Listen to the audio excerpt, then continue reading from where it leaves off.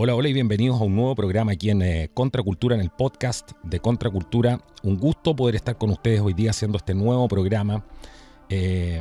Un programa que este podcast tiene muchísima audiencia y son ustedes los que hacen posible seguir con este trabajo. Así que agradecer a todos los auditores del programa.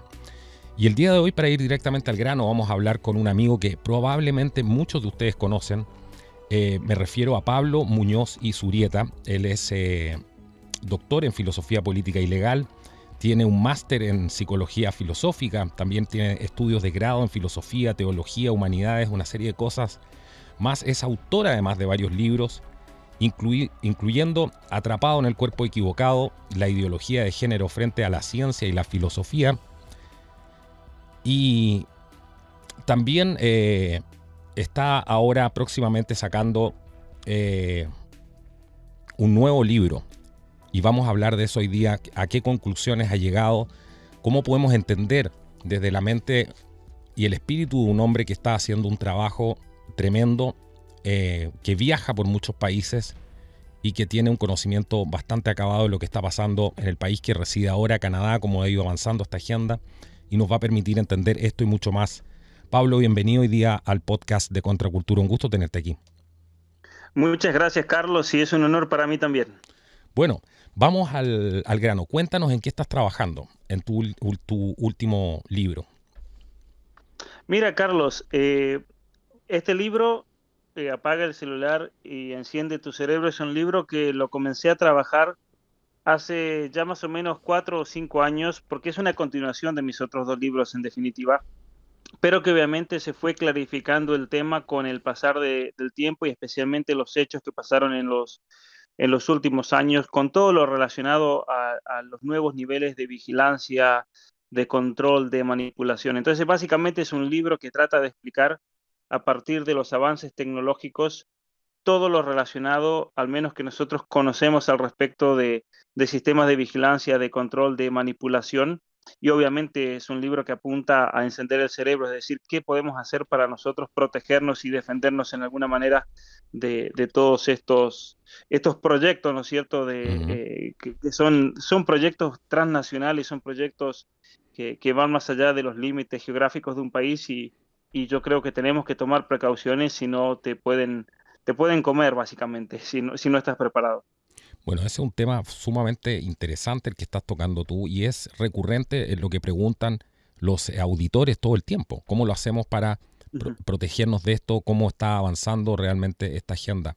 Pero tú vives en Canadá, ¿cierto? Así Y es. hay mucha gente, y me gustaría partir un poco por ahí, hay mucha gente que no entiende, especialmente en Hispanoamérica, Latinoamérica, no entiende hasta dónde ha avanzado la agenda ya. Cuéntanos un poco el panorama del Canadá que tú conociste y el Ujú. Canadá que hay hoy en día, para que la gente se haga una idea hasta dónde está llegando esto.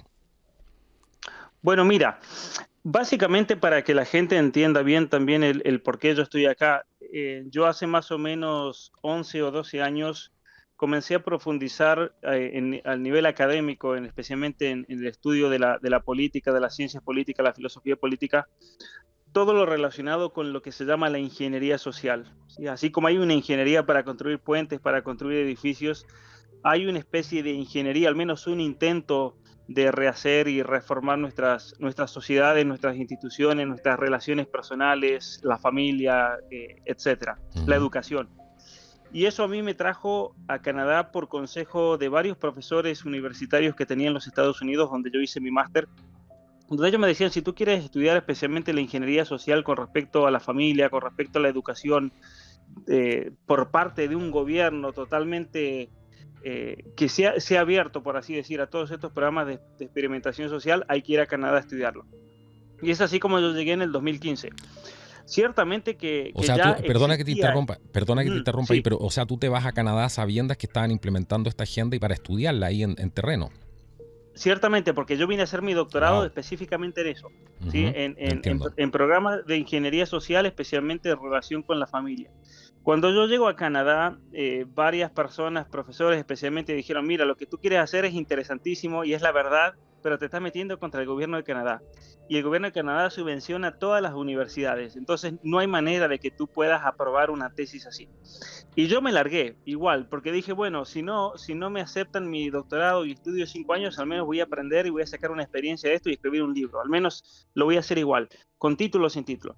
Bueno, resulta que dentro de la misma universidad encontré un apoyo muy grande, especialmente por parte del decano en ese momento, quien para mi sorpresa me dijo, yo estoy totalmente de acuerdo contigo, o sea, yo lo he visto, he vivido aquí en Canadá toda mi vida, todo lo que tú quieres estudiar yo lo he visto, y es necesario que alguien desde el punto de vista académico lo profundice y pueda demostrarlo, ¿no? Especialmente porque yo traía nuevo material al tratar de conectarlo con las Naciones Unidas, con el Foro Económico Mundial, con distintos organismos internacionales y tratando de demostrar cómo Canadá de hecho es un lugar fértil para todos estos programas de ingeniería social debido a las políticas del mismo gobierno que les abrió las puertas, porque para eso obviamente se necesita de un gobierno. Pero ocurre algo curioso, entonces yo comienzo a estudiar en el 2013 y en el 2015 llega al poder Justin Trudeau. Ahora, si yo en el 2013 creía que ya en Canadá se hacía todo un ejercicio de ingeniería social, me quedé completamente corto, porque lo que comienza a ocurrir con Trudeau es un cambio mucho más profundo realmente en la implementación de todas estas políticas en relación a la familia, políticas en relación a la educación, políticas en relación, o al menos en ese momento ya se comenzaron a anunciar control al Internet, control de las redes sociales, el control, por ejemplo, del movimiento de las personas.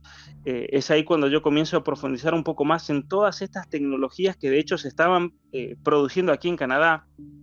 Y muchas veces nosotros, Carlos, hablamos de China, por ejemplo, como un país, sí, un estado de vigilancia, ¿no? Y lo cual es verdad, es cierto, porque no tiene ningún tipo de límite legal ni moral. Pero sin embargo, para mi sorpresa, gran parte de ese material de vigilancia tecnológico es material producido aquí en Canadá, ¿no? Que el gobierno de Canadá ya maneja desde hace muchos años. Y bueno, para hacerla corta, tú sabrás que vino la pandemia en el año 2020 y es cuando se comienza a profundizar mucho más todo esto que yo, por ejemplo, de mi parte venía denunciando, venía describiendo. Pero bueno, también ocurrieron cosas interesantes en Canadá porque aquí fue el levantamiento de los camioneros, ¿no? Sí, claro. Ese levantamiento que adquirió fama internacional y de la cual, bueno, yo también me enorgullezco también de haber sido parte de eso, ¿no? Tú llevaste al mundo de habla hispana este tema. Muchos de tus videos circulaban en el mundo. Sí. Yo me enteré de muchas cosas también por tus videos. Sí. Bueno, de hecho, en ese momento yo creo que era la única persona de habla hispana. Habían muchos que hablaban español en todas las manifestaciones, obviamente. Yo me encontré con gente de todos lados, ¿no? De Chile, de Argentina, de Uruguay, de Colombia, de México. Pero yo en ese momento yo creo que era el que más seguidores tenía, sí, claro. Y tal vez por eso se viralizaron más fácil los videos y los distintos mensajes que yo iba mandando a lo largo de esa marcha, que fue una cosa increíble por otra parte, porque para que la gente se haga una idea, los camiones algunos recorrieron casi 4.000, casi 5.000 kilómetros de distancia, ¿no? En pleno invierno con 30, 40 grados bajo cero. De hecho, cuando llegamos a Ottawa hacían 36 grados bajo cero. Y una cosa impresionante fueron ver las miles de personas, no importa la hora que fuera, si era la mañana, de madrugada, de noche, las miles de personas en los puentes recibiendo la caravana que en un momento llegó a tener 60.000 camiones. O sea, yo jamás en mi vida había visto una cosa tan grande, ¿no? 60.000 camiones, porque la gente está cansada de esto, ¿no? Y la gente finalmente estaba despertando. Ahí te perdimos un segundo. Sí, solamente eso te contaba, sí, que fue una cuestión realmente de que la gente, yo creo que dijo basta, la gente se comenzó a dar cuenta de que había algo detrás de todo esto, como veníamos denunciando de hace mucho tiempo, por más que nos dijeran que éramos conspiranoicos o lo que sea, ciertamente se puso en el tablete en Canadá, se puso sobre la mesa la influencia del Foro Económico Mundial, la influencia de la Agenda 2030, la influencia de las Naciones Unidas y cómo Canadá obviamente se ha transformado en un gobierno que está al servicio totalmente de esa agenda progresista y globalista, ¿no? Que luego se ha replicado en tantos otros países como pasó en Chile con el intento de nueva constitución también, ¿no? Sí, claro. Ahora, mucha gente no se imagina, como te decía yo, hasta dónde llega esto en Canadá, porque aquí estamos hablando de que de la ¿cómo se llama? Están implementando programas, ¿cierto?, para acabar con los pobres, ¿cierto? Se está hablando abiertamente de eutanasia, ya a varios niveles. No es solamente una cosa como aparecía antes, sino que ya a varios niveles de la sociedad se está hablando de eutanasia. La eutanasia está muy avanzada en Canadá. Tenemos a un Justin Trudeau que dice ser admirador del modelo chino, ¿cierto? Así es. Tienes una censura brutal. Vimos por primera vez lo que pasaría con eso lo vimos y lo aprendimos de Canadá. ¿Qué es lo que pasaría si la gente se opone a esto, sale a las calles, ¿cierto? Y se harta de estas restricciones. Hablemos de la agenda globalista, ¿cierto? Restricciones, estas restricciones impuestas. Y vimos lo que pasaba, o sea, te congelaban las cuentas bancarias, hacían unos estados prácticamente de excepción para poder controlar a las masas, desplegaron a la policía de una manera brutal. Sí es. Es increíble hasta dónde ha llegado en la educación, ni hablar el tema de la educación. ¿Cómo está el tema también de la delincuencia? No me imagino, Canadá era un lugar donde tú podías tener la puerta abierta de tu casa, donde le preguntabas a mucha gente cuándo fue el último homicidio y ni siquiera tenían registro, ni siquiera se acordaban.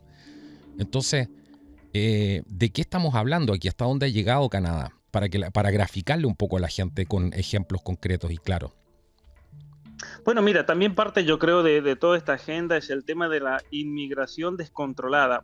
Canadá es un país histórico que ha crecido gracias a la inmigración, pero desde que llegó Trudeau han cambiado las políticas inmigratorias de tal manera que, por ejemplo, es conocido aquí en Canadá que hay ciertos pasos fronterizos donde la gente está pasando sin ningún tipo de restricción y donde a las mismas fuerzas fronterizas, por ejemplo, les han atado las manos. Yo tengo conocidos que trabajan en las fuerzas fronterizas y, por ejemplo, en la zona de las cataratas del Niágara, por día están pasando 100 personas constantes, todos los días, ¿no? Y ellos no le pueden poner un freno a eso, siendo que, de acuerdo a la ley internacional, esto es totalmente legal. Si una persona llega ilegal o como refugiado a los Estados Unidos, tiene que pedir refugio en los Estados Unidos, no puede pedir refugio en un tercer país, ¿no? Es la famosa regla de la ley de tercer país. Exacto. Y eso ha visto un incremento gigante de crímenes, y eso es una realidad. Fíjate que hace poquito en la zona del aeropuerto de Toronto se reportaron que en el mes de junio, en lo que vamos de este mes, se han robado más de 600 vehículos. 600 vehículos, o sea, es una locura, eso. Wow. Es para Canadá, ¿no? Para Canadá, claro. Y estamos hablando de 600 vehículos. El número de estadísticas, por ejemplo, de negocios vandalizados y asaltados, el número de iglesias incendiadas. Nadie está hablando de eso, Carlos, pero aquí en Canadá en los últimos 2 años han incendiado 270 iglesias. 270. Tuvimos pastores arrestados también, ¿cierto? Tenemos pastores arrestados, tenemos pastores en la cárcel por cuestiones inverosímiles. Por ejemplo, el gobierno de Canadá hace unos meses presentó una nueva ley donde si traen transexuales, por ejemplo, a la escuela de tus hijos, y tú como papá te vas a oponer y dices, miren, yo no estoy de acuerdo con esto, yo a mi hijo lo voy a sacar de esta clase para que no esté expuesto a eso, el gobierno de Canadá ha pasado una ley que, bueno, ahora está en debate, que son $25,000 para todos los padres que se opongan, ¿no? Y esa es la razón por la cual tenemos pastores en la cárcel. ¿Por qué? Porque hay pastores que organizaron... ¿Cómo $25,000 para todos los padres que se opongan? Así es, mira, por ejemplo, si una escuela decide traer a transexuales a dar un curso de sexualidad a niños de 4 o 5 años, y tú te opones y tú dices, mire, yo no quiero que mi hijo sea expuesto a esa perversión, porque aparte son realmente actos muchas veces perversos los que se realizan en esas situaciones, tú por sacar a tu hijo y por demostrar públicamente que te opones a eso, te condenan por un acto discriminatorio con una multa de $25,000. Ah, una multa, que yo te entendí que les daban dinero. Perfecto, una multa de $25,000. Una multa. Claro. Sí. Sí. Así que es una locura realmente. Sí. Impresionante. Ahora, cuando tú vas a estudiar todo este tema de cómo se estaba implementando esto, tú también estás hablando mucho de las nuevas tecnologías, ¿cierto? Cómo estas nuevas tecnologías están cambiando de alguna manera el mundo que nosotros conocíamos, lo que era, no sé, la libertad de expresión, ¿cierto? Que hoy día pretenden controlarla Claro. por la inteligencia artificial. Hay mucha gente que desconoce eso, pero hacia allá van el tema de la reproducción humana, que quieren hacerla completamente, que sea controlada por el Estado y de una manera completamente artificial, ¿cierto? Para eso están finalmente cambiando el rol de la mujer, para que probablemente en 100 años la gente ni siquiera se acuerde de lo que era una mujer, porque pretenden hacer todo vía úteros artificiales, ¿cierto? Y todo este tipo de cosas. Eso está muy bien documentado y es lo que ellos mismos están mostrando ahora que quieren hacer. ¿Qué es lo que más te llama la atención de estas tecnologías actuales que se están implementando? No sé si quieres hablar de los ejemplos de Canadá o Sí, cuál sí, es sí. tu visión ahora de hacia dónde va esto. Mira, una cosa para tener en cuenta, para que nadie diga, bueno, esto es teoría de conspiración de lo que están hablando. Canadá tiene, de hecho, una especie de ministerio, podríamos llamarlo como un equivalente a lo que sería un ministerio en nuestros países de educación, un ministerio de justicia, un ministerio de defensa. Hay un ministerio que está relacionado a lo que se llama el posthumanismo. Y uno dirá, pero ¿qué es eso? ¿A qué te refieres con el posthumanismo? Aquí en Canadá hay un proyecto por redefinir, esto te lo estoy diciendo textualmente, por redefinir lo que Ujú. significa el ser humano. Y cuando hablamos de redefinir qué significa el ser humano o lo que podemos llamar como la ideología del poshumanismo, a lo que se refiere es a un intento de modificar ciertas capacidades genéticas y capacidades biológicas del ser humano para adaptarlo a las necesidades, por ejemplo, que un gobierno plantee. Esto es una realidad aquí en Canadá. ¿Qué cosas, por ejemplo, podemos dar como ejemplo? Ya es posible en la actualidad, y estos son estudios que se realizaron en laboratorio, por ejemplo, en el año 2016, donde básicamente investigadores, por ejemplo, en Japón, en el año 2016, un artículo que salió publicado en la revista Nature, Ujú. ellos habían tomado células de la piel, de la punta, de la cola de un ratón, los reprogramaron en células madre y luego los convirtieron en óvulos. Entonces, ¿qué te dice eso? Eso te dice que según estos estudios, que obviamente se están haciendo en ratones, pero el objetivo final es hacerlos en seres humanos, no vamos a necesitar del óvulo de una mujer para poder obtener ese material genético para fecundar in vitro a una persona.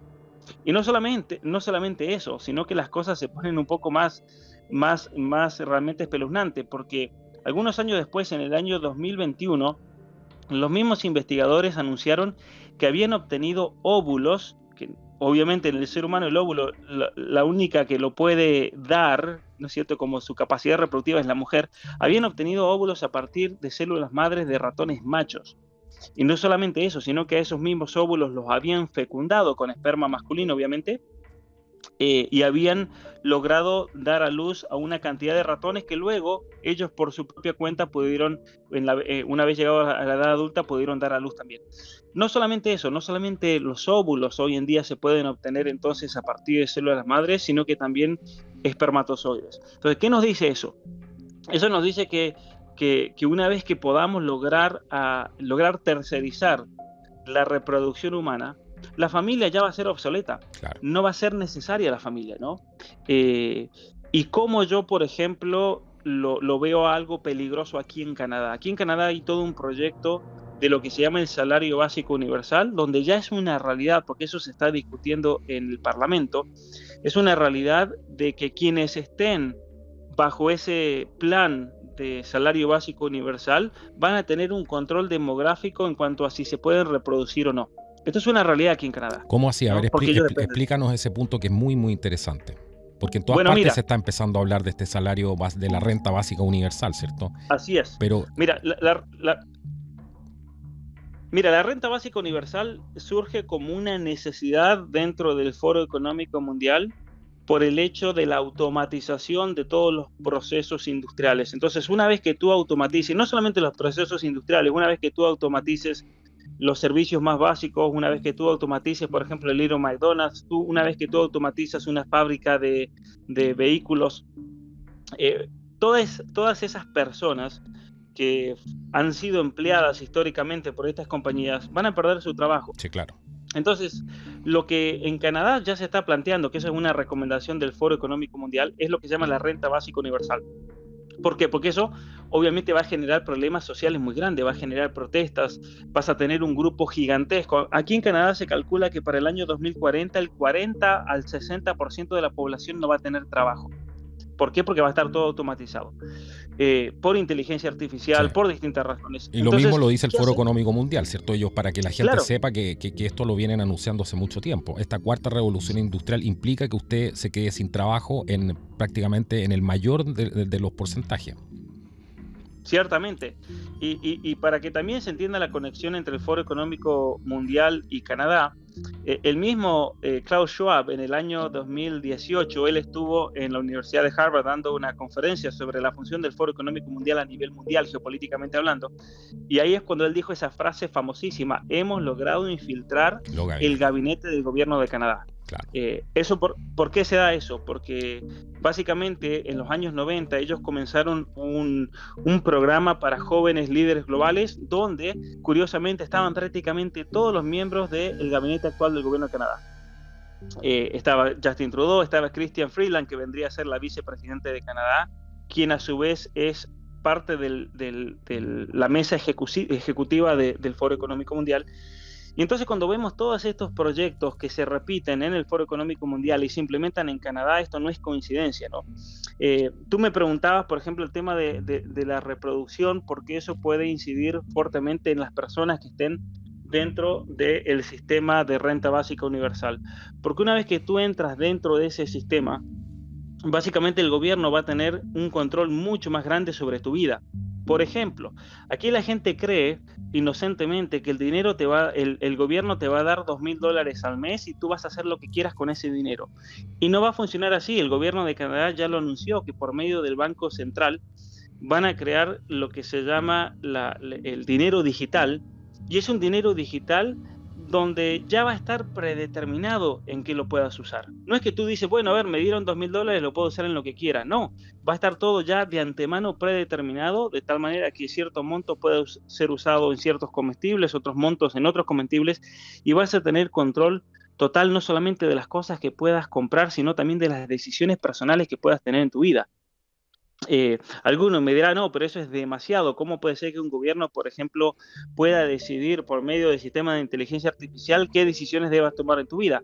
Eso ya está muy hablado. Hay un Sí, libro claro.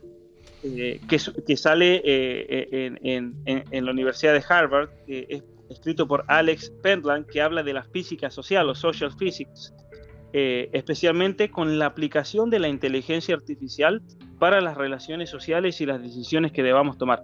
Esto es algo que ya aquí en Canadá se está implementando, ¿no? Y eso es lo terrible de todo esto, que la gente se empezó a dar cuenta en Canadá el nivel de control del gobierno, un nivel de control ya minucioso hasta en los aspectos más pequeños, y esa fue la razón por la cual los camioneros se levantaron y el pueblo los apoyó, ¿no es cierto? Porque llega un momento que esto es agobiante realmente. Y fíjate que quienes se levantaron principalmente en Canadá, y esto fue algo muy interesante verlo durante toda la protesta, fueron todos aquellos que en los años 70 y 80 habían huido de países comunistas. Estaba lleno de polacos, Sí, estaba y eso, lleno de rusos, habían rumanos, habían húngaros, imagínate. una proporción gigantesca. Yo recuerdo el 29 de enero del año pasado, cuando llegaron los camiones ahí al Parlamento, de los primeros que llegaron, porque eran 60.000 camiones, obviamente no pudieron llegar todos, habían unos pocos cientos que llegaron a las primeras cuadras. A mí me impresionó la cantidad de banderas de Polonia, de gente de Polonia que estaba ahí porque ellos veían que esto era el comienzo de lo que habían vivido allá por varias décadas, ¿no es cierto?, cuando llegó la Unión Soviética a sus países. Impresionante. Bueno, este mismo pastor que no me acuerdo, no recuerdo el apellido ahora, pero que se hizo viral el video de él, que lo Sí, sí, tomaron sí. preso no solamente en una oportunidad, sino que creo que ya van como 3. Él también era polaco. Sí, ciertamente, sí, sí. Él vive en la provincia de Alberta. Se llama Artur Pawlowski. Pawlowski, ahí está. Se ha hecho muy conocido aquí en Canadá por, obviamente, levantarse ante la tiranía de un gobierno y denunciar pacíficamente, porque esto también hay que remarcarlo. Él ha actuado siempre de manera pacífica. En muchos casos su protesta es simple. simplemente ir con un megáfono a las calles y denunciar las atrocidades del gobierno de Canadá, y el tipo sale a la calle y lo meten a la cárcel. Y como tú decías, no lo han metido una sola vez a la cárcel, ha pasado ya decenas de veces en la cárcel, y de hecho tienes varias condenas pendientes y juicios. De hecho, hace poquito, en uno de los juicios que tuvo, salió exonerado, gracias a Dios. Pero es impresionante cómo realmente el gobierno de Canadá lo está persiguiendo específicamente. Para darte un ejemplo, en Semana Santa vino la policía y lo metieron a la cárcel, ¿no? No pudo estar con su congregación en la Semana Santa, ¿no? Porque con la excusa de que era un peligro de que se escapara de Canadá. Tú dices, ¿pero qué va a ser un peligro? Si tiene las obligaciones en su iglesia, ¿cómo se va a escapar justo en Semana Santa, ¿no? Si no se escapa nunca. Sí, no, y además que él dijo varias veces que él se iba a entregar y todo, iba a hacer lo que Dios quisiera. Si lo estaba usando de ejemplo, él iba a ser un ejemplo. Sí, totalmente. Sí, totalmente. Así que esa es la situación que se vive realmente aquí en Canadá. Hace poquito un grupo de jóvenes cristianos, estoy hablando de jóvenes de 16, 17 años, que se han rebelado contra el gobierno de Trudeau y simplemente han comenzado a manifestarse dentro de las escuelas. Han sido expulsados en masa. El más conocido de ellos es un muchacho que se llama Josh Alexander, un chico de 16 años con una mente brillante, realmente con una oratoria muy buena para debatir contra todos estos ideólogos. Ese muchacho fue expulsado de la escuela por objetar que hombres puedan meterse al baño de mujeres. Lo recuerdo, sí. Lo recuerdo. Ese muchacho ha sido suspendido, y es un muchacho que está viajando por todo Canadá denunciando todos estos abusos de poder, y harán 3 semanas más o menos en la ciudad de Calgary comenzó a repartir Biblias por la calle y fue detenido por la policía, donde pasó una noche en un calabozo. Una locura, simplemente por él repartir Biblias en una calle. Claro. Y eso obviamente porque el gobierno de Canadá lo tiene marcado y simplemente lo quieren amedrentar porque tiene miedo que junto con él surjan muchísimos jóvenes, ¿no? Y obviamente que tienen miedo que pase una situación como la que ocurrió con los camioneros en el año pasado. Sí, sobre todo a los jóvenes les tienen terror, ¿cierto? Cuando Totalmente. Se organizan movimientos de jóvenes, o un joven, muy joven, digamos, tiene muchos seguidores en redes sociales, a eso le tienen pánico. Eso ya lo hemos visto. Ahora tú hablaste recién del el ingreso universal, ¿cierto? Que estaban ya metiendo en Canadá. Es importante que la gente se dé cuenta de cómo se relaciona esto con el crédito social, ¿cierto? Estos sistemas de crédito social que los mismos chinos, el creador de este sistema, dijo, bueno, ya estamos preparados para exportar este modelo, y ciertamente la Unión Europea y otros países a través de distintos tipos de implementaciones ya están metiendo un poco este sistema de crédito social. A lo mejor en beta es cosa de entrar, por ejemplo, en la aplicación del Banco Santander. Si usted tiene el Banco Santander, va a ver que ya le están trazando, ¿cierto?, su huella de carbono. El día de mañana eso se va a transformar en lo que decía Pablo, quizás de que no vas a poder, con el dinero que te da el Estado, no vas a poder comprar carne, ¿cierto? Porque carne no vas a poder comprar, porque eso va en contra, ¿cierto?, de la agenda. Entonces te van a decir, puede comprar este tipo de alimentos. ¿Cómo se relaciona, crees tú, y qué es lo que te preocupa de estos sistemas de crédito social? Mira, uno de los grandes problemas con todos estos sistemas de crédito social es que están diseñados, yo creo, para dirigir la conducta en una dirección determinada. Aquí en Canadá ya tenemos el crédito social aplicado, por ejemplo, al carbono. Te voy a dar un ejemplo concreto. El año pasado yo tuve que hacer muchísimos viajes por giras, viajando a México, a Panamá, a Ecuador, a Colombia, y recibí un email del gobierno de Canadá donde ellos me informaban que estaban en conocimiento de todos los pasajes de avión que había comprado. La otra pregunta es cómo se enteraron de eso, ¿no es cierto? Pues yo lo hice con mi tarjeta de crédito en sitios web que son privados, no son del gobierno. Yo recibo un mensaje donde se me dice que es un proyecto piloto donde yo puedo pagar de antemano el derrame de carbono que había causado contra el medio ambiente. Y de hecho me decían cuántas toneladas de carbono yo, de las cuales era culpable, ¿no es cierto? Ahora, ese es un proyecto piloto. ¿Cuál es el problema? El problema, y voluntario, el problema es que cuando ese proyecto se instaure en Canadá, uno de los grandes dilemas es que vas a perder libertad total para hacer absolutamente todo. Te voy a dar un ejemplo. El gobierno de Canadá te va a dar un límite de cuánto carbono tú puedas derramar por mes, y una vez que tú llegues a ese límite, no vas a poder hacer absolutamente nada. Y alguna persona me dirá, pero no, pero eso es imposible, porque ¿cómo me van a frenar a mí, por ejemplo, para poder hacer una compra? ¿Cómo me van a frenar a mí para agarrar mi carro, mi vehículo e irme del punto A al punto B? Es interesante que el gobierno de Canadá ya tiene contratos con las compañías automotrices de tal manera que a partir del año 2030 todos los vehículos deben tener una conexión centralizada al gobierno de Canadá de tal manera que ellos puedan, por ejemplo, determinar que si tú pasaste tu límite de derrame de carbono, ese vehículo no va a arrancar Un kill y se switch, acabó, claro. ¿no? El kill switch.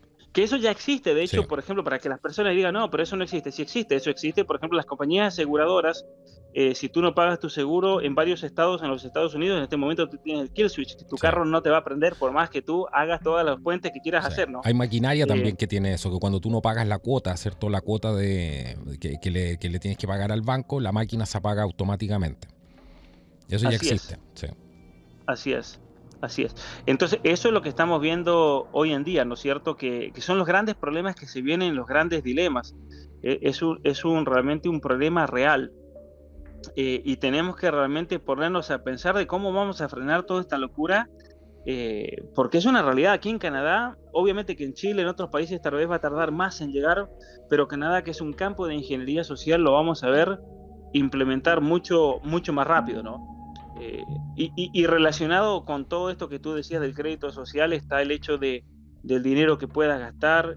Hay un proyecto aquí en Canadá de tal manera que si tú, por ejemplo, ganas tanto dinero, pero para cierta cantidad de meses tú no lo usas, ese dinero se desaparece. Es como los puntos que te da una aerolínea que te dice, te regalamos puntos, pero tú tienes que comprar un pasaje antes de fin de año. Si no lo usaste, lo pierdes, ¿no? Entonces son realmente los grandes dilemas que hay hoy en día en los debates éticos y políticos, porque obviamente que por la primera libertad que la gente va a perder es la libertad económica, pero la libertad económica no es la que más me preocupa. Ciertamente que es preocupante, pero hay otro tipo de libertades mucho más profundas que tienen que ver con el mismo ser humano, que tienen que ver con su capacidad reproductiva, que tienen que ver con sus decisiones personales de vida, que van por eso, ¿no es cierto? Y eso es lo realmente preocupante en todo esto. Sí, brutal, absolutamente brutal. Totalmente brutal. Lo peor de todo es la ignorancia, ¿cierto? De muchas personas que sin saber de estos temas o cuando los escuchan, inmediatamente tratan de negarlo, ¿cierto? Negarlo es mucho más fácil, meter la cabeza debajo de la arena y decir, bueno, estos son locuras o son teorías de conspiración, porque eso es más cómodo, ¿cierto? Para aquel que quiere ignorar la realidad y vivir en la ignorancia, esta ignorancia que es la dicha, como decía la película Matrix. ¿Qué opinas del estado actual, por ejemplo, en Canadá? Poniendo como ejemplo Canadá. Yo sé que a ti te toca, y podrías hablar de otros ejemplos, porque tú eres una persona que viaja mucho, te toca estar con mucha gente. ¿Crees que la gente tiene quizás un poco de conciencia de que este es el sueño húmedo del totalitario más grande o los totalitarios más grandes que ha podido conocer la humanidad? Imagínate, todo esto se puede llevar a cabo porque ahora tienen el componente tecnológico, ¿cierto? El Internet de las cosas, el 5G, ¿cierto? El ancho de banda para poder controlarlo todo, los vehículos eléctricos que si no hacen lo que te dicen, está el kill switch, por eso todo lo quieren transicionar a la cosa eléctrica, es porque con lo eléctrico tienen control. ¿Qué tan crees tú alerta están las personas de los peligros que enfrentamos hoy día como humanidad? Porque esto es el fin del ser humano como tal. Si regulan controlan, ¿cierto? la natalidad, los procesos reproductivos, el pensamiento de los seres humanos, es el fin de la humanidad como tal. Así es, mira, yo creo que hoy en día, lamentablemente, la mayoría de las personas no están alertas y conscientes de lo que realmente se viene. Por varios motivos. Una, porque desconocen realmente los avances tecnológicos en el campo, por ejemplo, de las tecnologías reproductivas, en el campo de la vigilancia y el control. Por otra parte, porque la gente yo creo que tiene un miedo innato de saber estas realidades, porque eso te lleva a tomar ciertas decisiones personales con tu vida. Y por otra parte, yo creo que hay una ignorancia gigantesca en personas que ven, o cuando escuchan de estas cosas, ven en esto un progreso, como que si necesariamente esto va a llevar un progreso de la humanidad. Fíjate que Canadá es un país que se presenta en muchos países, especialmente en Latinoamérica, como un paraíso, ¿no es cierto? Sí, El claro. sueño es el nuevo sueño americano, Sí. básicamente. Y cantidad de personas que dicen, mi sueño es poder ir a vivir a Canadá, mi sueño es poder llevar a mi familia, cuando la realidad es que el que puede, el que está consciente de estas cosas aquí en Canadá y puede, se está yendo del país, ¿no? Eso es lo Sí. interesante. Eso es lo interesante que estamos viendo hoy en día. Pero bueno, yo creo que también, así como hay muchas personas que están totalmente despistadas al respecto, hay una gran cantidad de personas que realmente están viendo, ya mismo no hace falta, ¿no es cierto?, ni siquiera elucubrar o realizar hipótesis, lo están viendo en vivo y en directo de que es una realidad. En parte, yo creo que también gracias a la cantidad de personas que están denunciando convincentemente todo esto, canales como el tuyo, por ejemplo, y tantos otros que realmente por una presentación fundamentada, con ejemplos, con pruebas, pueden realmente demostrar que esto se está dando. Y no solamente eso, podemos ir, por ejemplo, a los grandes laboratorios sociales en las universidades de hoy, el caso de MIT en los Estados Unidos, el caso de Harvard, los departamentos de sociología, donde te lo dicen directamente, ¿no es cierto? O ni decir, por ejemplo, las grandes reuniones del Foro Económico Mundial, que están todas publicadas y podemos ir a los discursos en la misma página del Foro Económico Mundial y leer en la misma página que para el 2030, por ejemplo, no tendrás nada y serás feliz, que es parte de este programa, ¿no? Quiero hacerte dos preguntas que están relacionadas. Una, ¿qué es para ti la Agenda 2030? Y dos, ¿es el Foro Económico Mundial y algunas otras figuras los mandantes de las Naciones Unidas? Mira, con respecto a la Agenda 2030, básicamente, para entender la Agenda 2030 hay que entender que las Naciones Unidas a lo largo de varias décadas realizó una serie de reuniones internacionales para dar un lineamiento que luego se debía traducir en políticas públicas. La realidad es que la mayoría de los países no le hicieron caso. Y no le hicieron caso porque la realidad es que la gran mayoría de los países tienen problemas reales, muy aprementes, problemas que exigen de la atención y que no tienen los recursos tampoco para poder ponerse a meterse en cuestiones que no tienen absolutamente ningún interés para absolutamente nadie más que para las Naciones Unidas. Entonces, así cuando en el año 1994, perdón, se comienza ya a hablar de la necesidad de tener una especie de constitución global, una constitución que vaya por encima de todas las constituciones, porque obviamente se encontraban con la realidad de que desde el punto de vista legal, si las Naciones Unidas querían implementar esto, cada país tenía sus leyes y le podían poner un freno. Es así como en el año 2015 se publica lo que se llama la Agenda 2030. ¿Qué es la Agenda 2030? Una agenda que, según se dice, es para el desarrollo sostenible, pero que en la misma introducción tiene como objetivo el implementar las conclusiones de todas las grandes conferencias mundiales de las Naciones Unidas que habían tenido lugar desde el año 64 hasta la fecha. Obviamente que el sueño de todos estos ideólogos detrás de la Agenda 2030 era hacerle una nueva constitución a cada país, como hicieron con Chile, ¿no? Chile fue obviamente un caso específico de ingeniería social donde pudieron tomar una constitución y rehacerla. Una constitución que fue un mamarracho y que, como ya sabemos y está probado, fue diseñada dentro de las Naciones Unidas, y como la misma constitución que se quiere nuevamente reescribir para diciembre de este año es una constitución donde ya los puntos principales vienen bajados desde las mismas Naciones Unidas.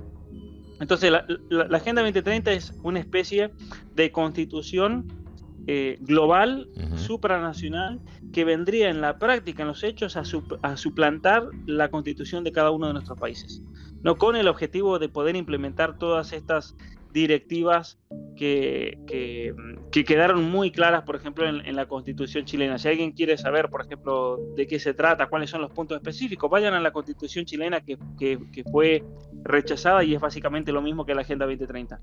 Y con respecto a los personajes o los agentes que están detrás de esto, yo creo que es una situación compleja también a nivel mundial. Porque así como tú tienes a personajes, por ejemplo, como Klaus Schwab del Foro Económico Mundial, que él tiene la función de coordinar a muchos de estos filántropos y grandes dueños y fundadores de compañías tecnológicas, políticos, a personas que están a cargo de grandes centros financieros o fondos de inversión. Él simplemente lo que tiene es una visión de lo que se debe realizar en el futuro en línea con la Agenda 2030 y trata de coordinar todas esas acciones por todo un sistema que se ha ido implementando de premios y castigos. ¿Qué es un sistema de premios y castigos? Básicamente hay fundaciones desparramadas por todo el mundo que se encargan de premiar por medio de puntajes o de castigar a compañías que no se acoplen a las grandes directivas que vienen del Foro Económico Mundial o de las Naciones Unidas. Y es ahí cuando entra en juego, por ejemplo, fundaciones como la Open Society Foundations, que son una serie enorme de fundaciones que a su vez se subdividen en grupos pequeños que están desparramados por prácticamente todos nuestros países, que tienen esta función de juzgar, ¿no es cierto?, a empresas, a universidades, a hospitales, a gobiernos, para que se vaya materializando, ¿no es cierto?, todas estas políticas. Y luego, obviamente, que por último tenemos en un nivel ya más abajo a todos estos políticos que son serviles a esta agenda, que simplemente a ellos les pasan los proyectos de ley, les pasan las iniciativas y simplemente tienen que llevarlas a un Senado, a un Parlamento y votar sobre las mismas. Exactamente, importantísimo el punto que hiciste ahí, que hace reafirmado algo que hemos hablado mucho tiempo acá. Necesitan cambiar las constituciones de los países porque las constituciones en este momento son un freno para la implementación de la Agenda 2030. Eso es lo que hay detrás simplemente. Y es por eso que siempre que hay un cambio constitucional, vemos que está la ONU de alguna manera metida con sus tentáculos ahí, ¿cierto? Y no importa si ocupan el proceso constituyente de Nicolás Maduro, ¿cierto? Utilizándolo a ellos como la parte de acción, logística en terreno para poder llevar a cabo estas revueltas y poder conseguir lo que quieren. Pero ese punto es clave. Ahora, ¿qué te parece a ti algo... porque aquí vamos mucho más allá de la izquierda y la derecha en este canal. Tratamos de hacer que las personas saquen sus propias conclusiones, ¿cierto? Y les entregamos información. Pero ¿qué te parece a ti que la mayoría de la derecha esté apoyando esto? Porque va en contra de sus convicciones, ¿cierto? Eso no podemos negarlo. Las convicciones de la derecha son muy opuestas a las de la izquierda, ¿cierto? Que son de tinte totalitario, de raíz totalitaria, de sustrato totalitario. ¿Qué te parece a ti? Porque hablaste recién tú de esos políticos serviles, pero ¿a qué tiene que prestar la atención la gente con esos políticos, sobre todo de la derecha, que son los que están causando el mayor daño, creo yo, en este momento?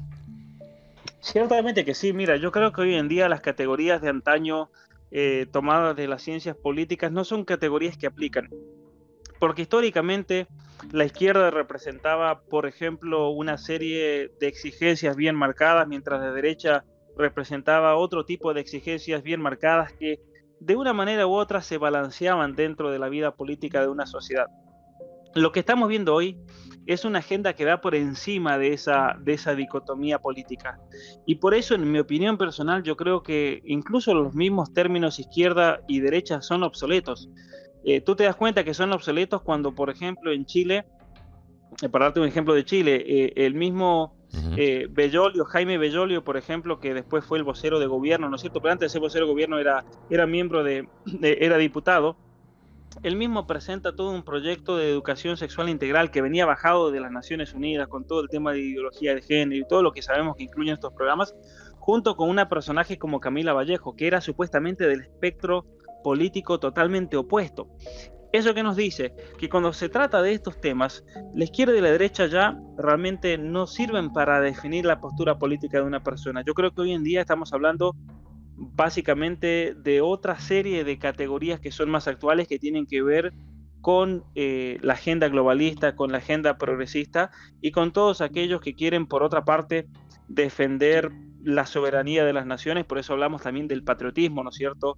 Aquellos que quieren defender los valores de una nación contra los valores que se buscan imponer, valores supranacionales de la inclusión, la diversidad, la tolerancia, la igualdad, que viene bajado de las Naciones Unidas. Entonces, en ese sentido, yo creo que para poder entender la situación actual debemos trascender esa división conceptual. Súper interesante eso.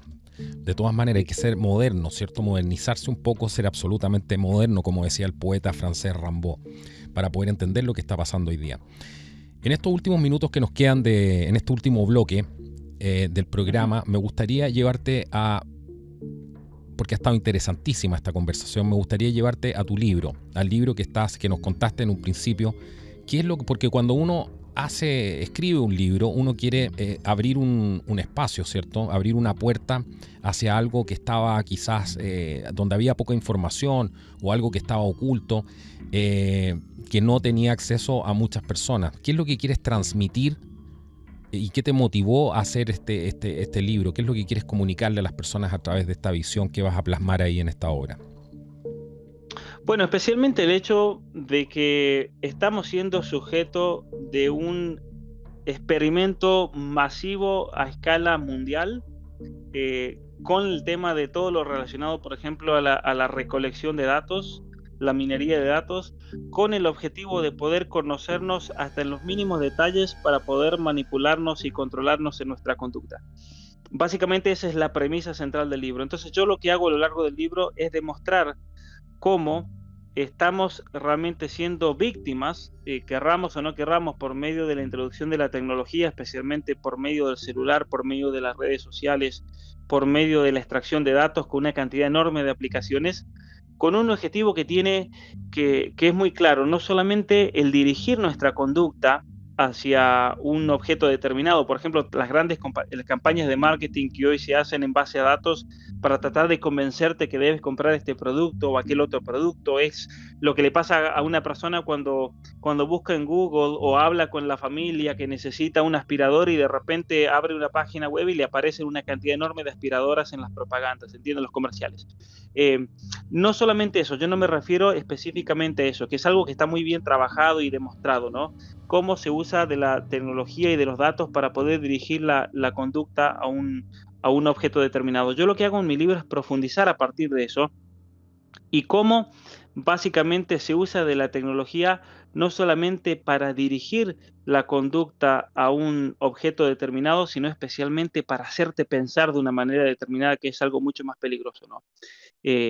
Así como hay algoritmos que dirigen la conducta por una cuestión comercial, yo planteo aquí y trato de fundamentarlo con una cantidad de ejemplos gigantescos que he encontrado de especialmente un nivel de manipulación único, ¿no es cierto? En cuanto al pensamiento de la persona, en cuanto a su manera de concebir la realidad, los paradigmas, especialmente en relación a quiénes somos nosotros como seres humanos, y que obviamente esos algoritmos, ya sean predictivos que tratan de predecir la conducta o directivos de la conducta, van a depender de gran información para el desarrollo y perfeccionamiento, y por lo tanto nosotros podemos frenar al menos eso en nuestra vida personal en la medida en que podamos cortar ese chorro de información que podemos estar brindándole sin querer a las redes sociales o a estas grandes compañías tecnológicas que son las que van acumulando lo que se llama el Big Data. Claro,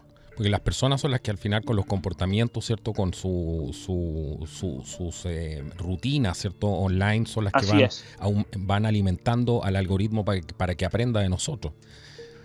Así es. ¿Qué es lo que más te preocupa de esto? Porque estás escribiendo un libro de eso y ¿qué es lo que dentro de tu mente, qué es lo que más te preocupa de esto? A pesar de todo lo que hemos hablado que está relacionado a esto, yo sé, pero tiene que haber un punto central ahí en el libro, una alerta que tú quieres llamar la atención. Mira, lo que más me preocupa de todo realmente es que la realidad más profunda de todos estos sistemas de vigilancia son bastante siniestras. No es una cuestión de predecir la conducta para poder venderle un objeto a la persona, ¿no? Sino que yo creo que, o al menos un gran descubrimiento que yo hice en este libro, es que todos estos ingenieros de datos no están simplemente tratando de averiguar lo que a ti te gusta, que obviamente eso es un objetivo. Hay algo más profundo. Ellos están trabajando para que te guste lo que ellos quieren que a ti te guste, ¿sí? Y sin que se detecte su manipulación. Eso a mí me parece lo más grave de todo esto, que hay un nivel de manipulación que es abrazada por la misma persona, porque la persona cree en ese ejercicio de siendo víctima, ¿no es cierto?, de todos estos algoritmos, la persona cree que ella es la que está eligiendo algo, cuando en realidad era lo que ellos querían que esa persona eligiese, ¿no? Y eso es lo más difícil de detectar ahí. ¿Cómo sabemos que estamos siendo manipulados al momento de actuar? Porque ahí estamos hablando de la libertad misma del ser humano, ¿no? Que es algo central, que es algo distintivo de cada uno de nosotros. Claro, y eso está relacionado con, como mencionaste en un principio, todas estas estrategias de marketing que hay actualmente, la conductual, Así es. etcétera. Hay una serie de que son ramas del marketing digital, etcétera. Pero que en el fondo es lo que dices tú, o sea, te quieren conducir hacia determinado punto. ¿Crees tú que esto también se relaciona a un conflicto que está viviendo la humanidad de quinta generación? Porque eso se ha hablado mucho, yo creo mucho en eso. Un conflicto de quinta generación donde van por la mente y el corazón de las personas. Se trata de conquistarlos, ¿cierto? De conquistar la mente y el corazón de las personas, y lo que estamos viendo hoy en día es, están destruyendo la historia, ¿cierto? Las estatuas, cambiando el rol de la mujer, cambiando el rol del hombre. Hay un conflicto aquí intrínseco por apoderarse, ¿cierto?, de los países, de la familia, y conquistar a la persona dentro de su esencia, que es lo más complejo. ¿Crees que también puede haber algo de este conflicto de quinta generación que también se habla tanto, que es esta batalla por la mente y el corazón de las personas? Sí, totalmente. Es todo parte de esto, ciertamente. Es una manera también de expresarlo, me parece muy certera, ¿no es cierto? Que esto es un proyecto de dominación. Proyecto Y de si tú dominación. quieres dominar, sí, Uh-huh. sí, si tú quieres Sí, dominar, y este es un proyecto de dominación que yo en mi libro lo demuestro, que es parte de toda esta ingeniería social, no es algo que yo especulo y digo, bueno, mi hipótesis es que hay un proyecto de dominación, no, lo demuestro con artículos, lo demuestro con decisiones políticas, lo demuestro con conclusiones del Foro Económico Mundial. Y es un proyecto de dominación que tú lo has dicho muy bien, apunta a la inteligencia y al corazón de las personas, apunta al conocimiento, a cómo debemos percibir la realidad, apunta a condicionarnos cómo debemos querer esa misma realidad. Y una vez que es ambos elementos, la inteligencia y la voluntad, o la inteligencia y el corazón, pongámosle así, están condicionados, tú ya no eres libre para nada, ¿no? Por eso también yo creo que ese es un conocimiento de dominación, es un querer dominar la voluntad para así entonces poder realmente implementar todo este proyecto de control y dominación a nivel mundial. claro, claro. Quizás lo más preocupante era toda esta gente de izquierda que durante las dictaduras o gobiernos militares que hubieran en distintos países, ellos hablaban de todo este tipo de cosas, ¿cierto? Hablaban de la libertad de Así es. expresión, todo este tipo de cosas, y hoy día son los que más abrazan estas ideas por cierto totalitarias, como es el quid de todo esto. Pero, ¿cómo crees que se explica eso? Esa hipocresía que vemos y que hay que denunciar siempre de muchas Ujú. de las personas de izquierda que son los más Sí, convencidos sí, hoy sí, día en sí, sí. acabar con la libertad de expresión, en que no salgan más del poder, porque con censura no lo sacas nunca más del poder, que ese es un tema Así que, es. claro. ¿Qué te parece Mira, eso? yo creo, mira, es una pregunta muy interesante. Yo creo, obviamente, que esto no es una respuesta definitiva porque es una pregunta tan buena que hay que estudiarla y fundamentarla bien. Pero yo creo que puede ir en la línea de que durante los años 60 y 70, cuando surgen todos estos grupos revolucionarios y rebeldes, se rebelan contra un cierto tipo de proyecto. Ujú, Y al momento de rebelarse contra ese proyecto, ellos van a tratar de analizar elementos que podían ser criticables de ese proyecto. Y podemos hablar de la vigilancia, del control, de todo lo que tú acabas de mencionar.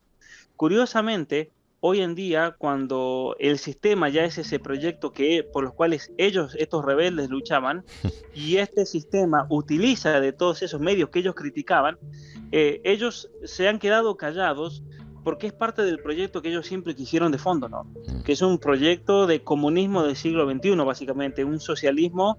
Cuando hablamos de renta básica universal, es el proyecto socialista. Entonces, ahí viene igualmente la hipocresía, yo creo, ¿no? De que ellos tendrían que al menos tener conciencia, decir, bueno, mira, yo estoy de acuerdo con básicamente este proyecto, pero no estoy de acuerdo con la parte de dominación, porque es la destrucción misma del ser humano, ¿no es cierto? Es la destrucción misma de la libertad de cada uno de nosotros. Y ahí viene, yo creo, el gran cortocircuito intelectual que se da en muchas de estas personas al no saber realmente realmente pararse frente a todo esto que estamos viviendo y decir, bueno, miren, básicamente, si vamos a ser honestos, tenemos que denunciar esto tanto como denunciábamos cualquier cosa que denunciábamos en los años 60 y 70, ¿no? Pero yo creo que va por ese lado, que es un proyecto de dominación acorde a los ideales que ellos tienen. Y por eso se tienen que quedar callados la boca. Bueno, Allende estaba pensando justamente en eso, tenía un proyecto de una supercomputadora para controlar, no me acuerdo qué, no me acuerdo los detalles, pero era un proyecto de esta misma índole, que casi tipo Claro. nuevo orden mundial, ya en esa época, así que me hace mucho sentido lo que dices tú. Pablo, ha sido un agrado tenerte hoy día aquí en el programa, de verdad, agradezco tu tiempo. ¿Hay algo que yo no te haya preguntado que te gustaría comentar aquí con la audiencia, con los amigos que nos escuchan y que comparten? Además es muy importante que compartas este programa, porque este tipo de información es el que necesita salir a la luz. Esto es lo que la gente tiene que entender, hacia dónde va esto, qué es lo que pretenden instalar, ¿cierto? De qué se trata todo esto que suena tan bonito, pero que en realidad son lobos disfrazados de piel de oveja. ¿Qué te gustaría agregar, Así Pablo? es. No, simplemente miren, hay muchísimo realmente para hablar de estos temas. Una hora nunca nos da abasto, pero yo quiero alentar a todos los que están escuchando a formarse más al respecto, a leer. Los invito también a mi canal, me pueden encontrar como Pablo Muñoz Iturrieta, especialmente en mi canal de YouTube, donde publico regularmente todas las semanas videos en relación a todo esto que hemos hablado hoy. Y obviamente para los que sean de Chile, avisarles que estaré por ahí pronto para conocernos en persona. Estaré en Santiago el día viernes 14 y el sábado 15 de julio. Así que ahí para todos los que sean de Chile, espero poder saludarlos en la zona de Santiago. Una última cosa antes de irnos, para cerrar el programa hoy día el programa del día de hoy. ¿Qué le dirías a la gente que se siente desesperanzada cuando escucha este tipo de programa? Bueno, especialmente decirles, a ver, una palabra de esperanza es importante también, decirles que en definitiva todos estos ideólogos que buscan controlar absolutamente nuestras vidas y nuestras sociedades tienen siempre un límite, y ese límite es el límite que le impongamos nosotros en nuestra vida y en nuestra familia, porque en definitiva podemos tener un dictador de gobierno, pero en la casa quien manda son los padres. En la casa quienes imponen un orden y una visión es la misma familia, que es algo que se trabaja en familia, ¿no? Es algo que se debe conversar en familia. Qué tipo de vida quieren tener como familia, qué tipo ideal, qué tipo realmente de libertad quieren gozar en su vida, y es algo que lo deben trabajar entre todos, ¿no? Mamá, papá, hijos, en conversación, porque yo también creo que es la mejor manera de preparar a nuestros hijos para todo esto que se viene y que ellos van a también tener que enfrentar tarde o temprano. Sí, claro. Y el péndulo va a llegar a un punto que después va a venir en contra, ¿cierto? No puedes ir contra la naturaleza todo el tiempo, y eso lo entiende solamente la gente con fe también, que entiende los procesos no solamente del creador, sino que tratan de entender los procesos del universo a través de la observación de la naturaleza, etcétera. Tiene que haber un punto que esto por su propio peso va a caer esto. Pero hay que aguantar. Ciertamente, sí. Hay que aguantar y hay que estar preparado, porque también puede pasar que tú digas, bueno, el péndulo va a venir y no hacer nada al respecto. Yo creo que uno tiene que estar preparado para no sucumbir, y obviamente que tarde o temprano la naturaleza se impone, ¿no? Exacto. Bueno, Pablo, muchísimas gracias hoy día por acompañarnos hoy día en este extraordinario programa junto a Pablo Muñoz Iturrieta. Y les recuerdo que este programa es presentado por Trascender. Ellos son una organización sociocultural, promueven eventos, realizan conferencias, también tienen lanzamientos de libros, ¿cierto? Y promueven la cultura, también la crítica y por supuesto el debate, que es tan importante. Así que los pueden encontrar a ellos a través de algunas de sus marcas. Legadoediciones.com y chemalibrería.cl, donde puedes adquirir muchos libros. De hecho, tu libro también va a estar ahí creo que ya está tus libros en librería. Ciertamente. Chema. Sí. Sí. Así que bueno, a paso el aviso. Mis 2 libros que ya salieron están ahí. Bueno, si quieren, porque siempre preguntan dónde podemos encontrar los libros de las personas que participan en Contracultura. Bueno, chemalibrería.cl es el lugar para poder hacerlo. También puedes entrar a legadoediciones.com para ver qué están lanzando ahí. Así que les agradezco la sintonía el día de hoy. Esto ha sido el podcast de Contracultura. Hasta la próxima y que Dios los bendiga. Chao.